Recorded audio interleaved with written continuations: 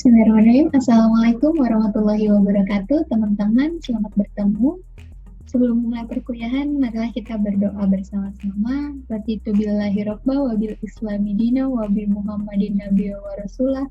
Rabbi zidni ilma warzuqni fahma wa amalan sholihah. Amin. Teman-teman,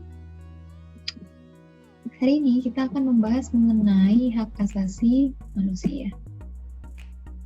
Hak asasi manusia. Kira-kira apa yang terbayang teman-teman ketika mendengar kata hak asasi manusia?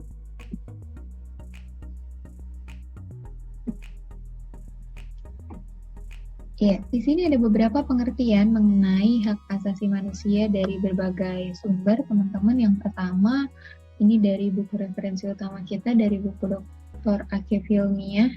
Hak asasi manusia bicara soal hak dasar yang dimiliki manusia sesuai dengan kodratnya. Ada juga yang menurut Baharudin Lopa, hak yang melekat pada setiap manusia, yang tanpa hak asasi manusia, manusia mustahil dapat hidup sebagai manusia. Ada juga teman-teman yang mengatakan HAM adalah hak-hak yang diberikan langsung oleh Tuhan yang Maha Pencipta sebagai hak yang kodrati.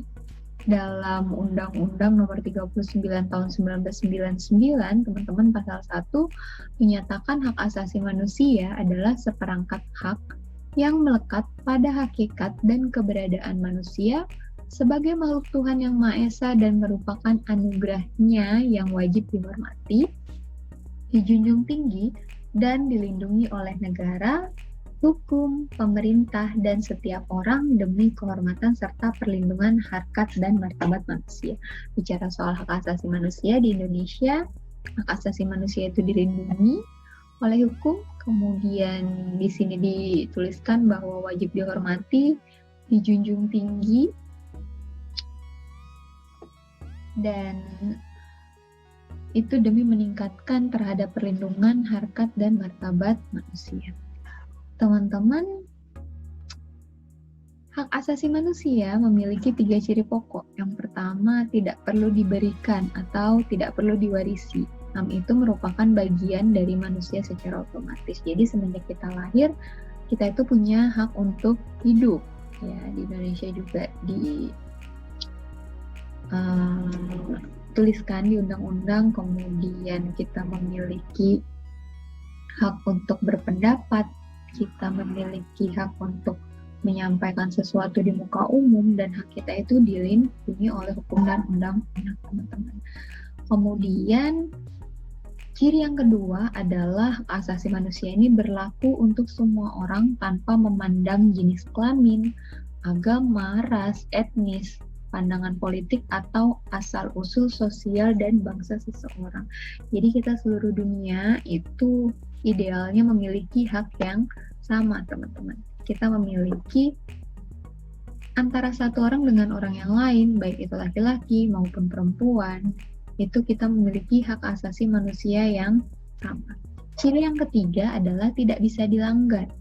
Tidak seorang pun mempunyai hak untuk membatasi atau melanggar hak orang lain. Kalau tatarannya masih di dunia, teman-teman, hak untuk hidup itu tidak boleh dilanggar. Ketika hak itu dilanggar, maka kita akan mendapatkan masalah atau hukuman karena hak untuk hidup itu dilindungi, teman-teman.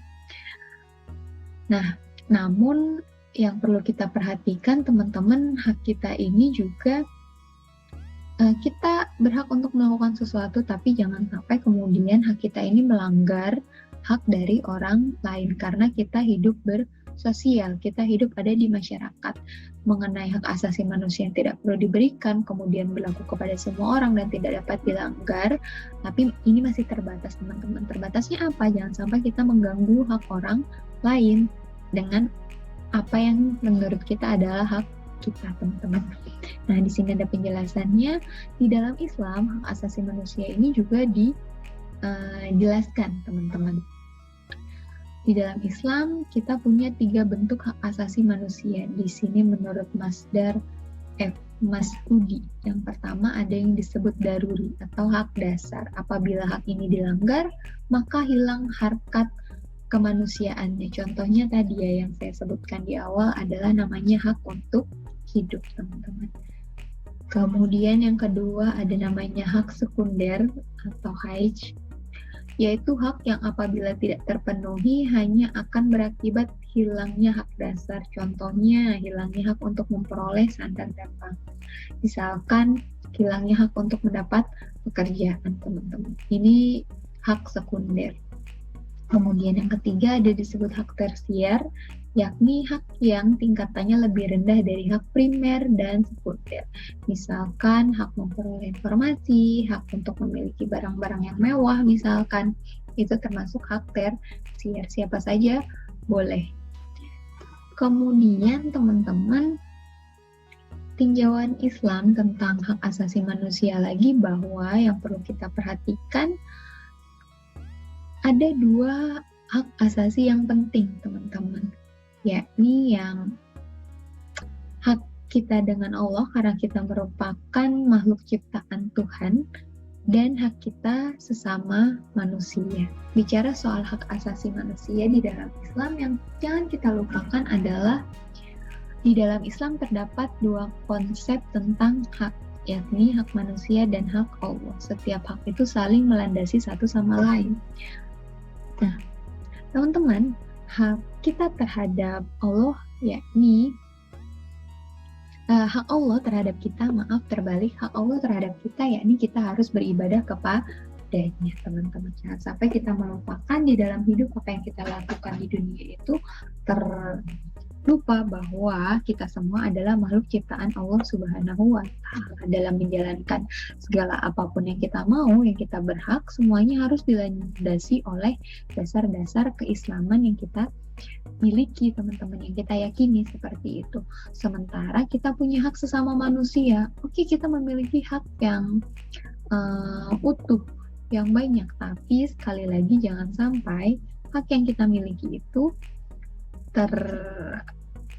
melanggar dari hak orang lain. Itu, teman-teman, pengantar materi sebelum kita melakukan diskusi.